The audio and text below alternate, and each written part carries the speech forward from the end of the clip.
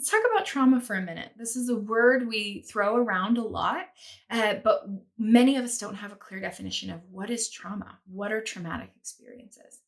And our traditional understanding of what constitutes trauma is way too narrow to really help us understand the wide range of experiences that trigger a trauma response.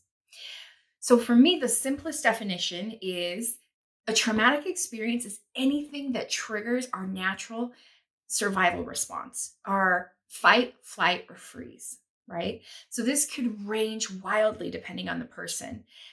One person might experience a really difficult conversation with someone that has some power over them, like a boss or a parent that was humiliating and degrading, as very traumatic. They may shut down and they may kind of get stuck on that conversation and internalize it in a way that creates a long-term trauma response.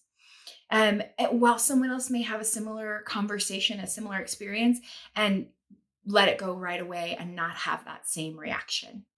And in a more extreme example, I'm from Salt Lake City. We recently had an earthquake here, and some people experience that earthquake is very traumatic.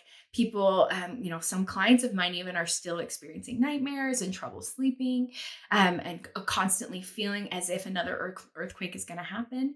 And others went through that earthquake and they haven't given it much thought.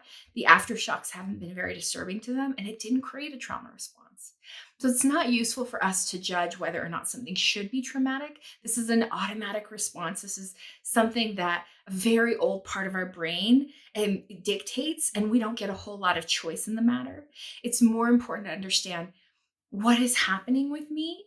Am I feeling that fight, flight, or freeze? Am I going into this experience of I have to get away, or I have to fix this in some way, or I can't handle this, I need to shut down and disconnect? And am I feeling stuck in that response about this thing?